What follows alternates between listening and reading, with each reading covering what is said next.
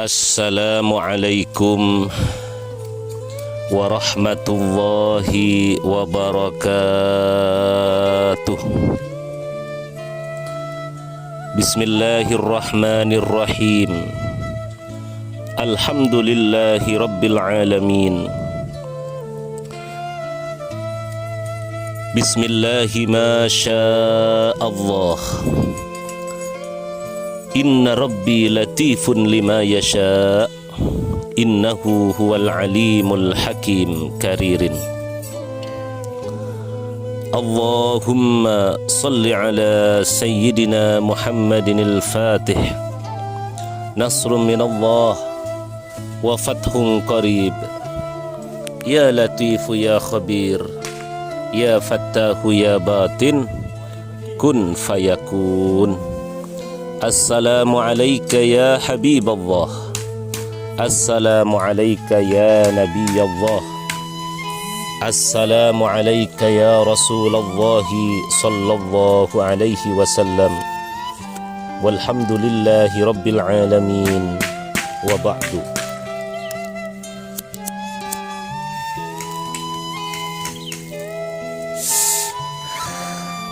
Yang kami takzimi Uyud Guru Samahat Syekh As-Sayyid Muhammad Abdul Fattah Mubarak Al-Jailani, Raden Panjiwara 101 Hafizahullah.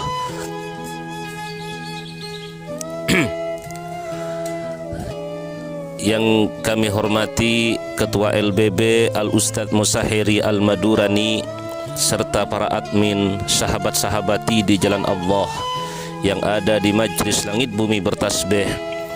Sebagian ada di ruangan Tasbih Sabdo Karomah Laduni Hafizakumullah. Kawan-kawan, para sahabat yang ada di lingkungan Kementerian Agama, Bimas Islam Kemenak Kabupaten Sumeneb, PKSM Sumekar, CDK Wilayah Sumeneb, Dishub Provinsi Jawa Timur, serta DKPP Kabupaten Sumeneb, Papsi Kabupaten Sumeneb, serta para jamaah-jamaah pengajian baik yang ada di Indonesia maupun Malaysia. Hafizakumullah, amin, Allahumma amin. Saudaraku, ada sebuah pertanyaan, kenapa kita harus bersolawat kepada Kanjeng Rasul? Apakah solawat ini hanya anjuran guru-guru kita? Apakah solawat ini hanyalah anjuran manusia? Tidak, wahai saudaraku.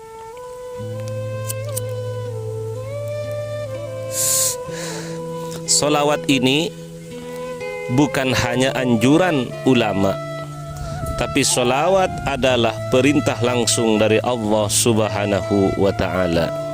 Ini sabda, wahai saudaraku, kepada umat Islam yang beriman.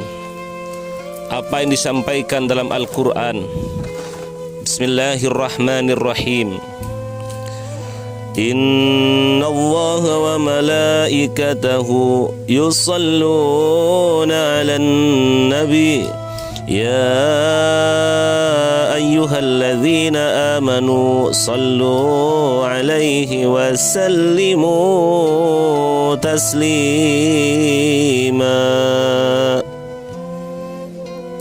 Ini perintah Allah. Bahkan sebelum Allah memerintahkan, Allah bersolawat dulu, mengerjakan sendiri dulu.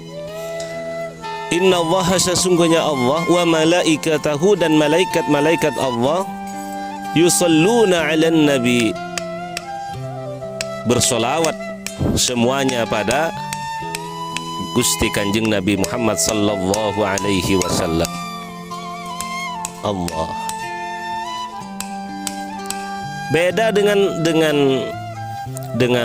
ibadah yang lain seperti sholat, ya, seperti zakat, iqamis shalah, tegakkan sholat, wa ita'iz zakah, tunaikanlah zakat, wa shaumi Ramadan, dan berpuasa di bulan Ramadan. Nah, beda Allah tidak sholat, Allah tidak zakat, Allah tidak berpuasa. Tapi bagaimana dengan sholawat? Sebelum Allah memerintahkan pembacaan sholawat kepada umatnya Kanjeng Rasul, Allah sendiri bersholawat dulu, baru mengajak malaikat. Baru Allah itu berfirman dalam sabdanya, ya ayyuhalladzina amanu sallu alaihi wa sallimu taslima. Wahai orang-orang yang beriman, sallu, bersolawatlah kalian semua, alaihi wa sallimu taslima, atas Kanjeng Rasul, atas Nabi Muhammad, dan berikanlah salam penghormatan pada Nabi Allah. Jadi inilah sehingga seorang ulama Ahlus Sunnah wal Jamaah itu di Makkahul Mukarramah, beliau sudah wafat, semoga kita mendapatkan barakahnya. Siapa? Yaitu As-Sayyid Muhammad bin Alawi Al-Maliki Al-Hasani. Beliau adalah guru para ulama-ulama Indonesia. Banyak yang berguru pada beliau. Ulama-ulama besar yang ada di Indonesia banyak yang berguru pada beliau. Seperti Ki Azaim yang ada di mana itu, Sukorejo apa kalau nggak salah. Masya Allah, banyak ya para ulama Indonesia berguru pada beliau. Sayyid Muhammad menyampaikan bahwa ibadah, pekerjaan ibadah yang paling utama adalah bersolawat, paling cocok diamalkan di akhir zaman. Kenapa? Karena dalam solawat ini, hanya dalam solawat ini sebelum Allah memerintahkan, Allah mengerjakan lebih dulu, Allah bersolawat lebih dulu, baru mengajak malaikat, baru Allah itu memerintahkan kepada umatnya Kanjeng Nabi Muhammad sallallahu alaihi wasallam. Nah, di sini Allah bersolawat, malaikat bersolawat. Kita kenapa gagak, wahai saudaraku? Allah, apa sih yang membuat kita enggan bersolawat? Apa sih yang membuat kita malu untuk bersolawat? Wong ini perintah Allah. Allah, ini dawuhnya Allah, wahai saudaraku. Perintah dari Allah Subhanahu wa ta'ala. Sehingga Sayyid Muhammad bin Alawi Al-Maliki menyampaikan bahwa ibadah yang paling utama adalah bersolawat. Karena hanya dalam solawatlah Allah bersolawat dulu, baru memerintahkan kepada umatnya Kanjeng Nabi Muhammad yang beriman. Tidak ada di ibadah yang lain. Allah memerintahkan sholat, Allah tidak sholat. Allah memerintahkan zakat, Allah tidak zakat. Allah memerintahkan puasa, Allah tidak puasa. Hanya di sholawatlah Allah bersolawat dulu, baru memerintahkan pembacaan sholawat. Innallaha wa malaikatahu yusalluna 'alan nabi ya ayyuhalladzina amanu sallu 'alaihi wa sallimu taslima.